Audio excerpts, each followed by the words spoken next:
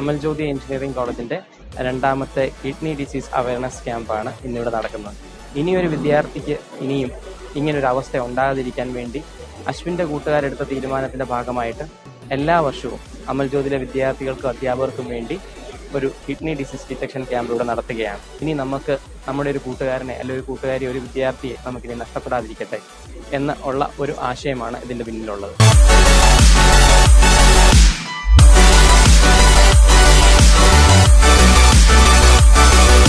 CS-കാരുടെ ഭാഗ്യം എന്താണെന്ന് വെച്ച് കഴിഞ്ഞാൽ ഞങ്ങൾ ഫസ്റ്റ് ഇയർ വന്നപ്പോൾ എല്ലാവരും ഒറ്റ റോയിലായിരുന്നു.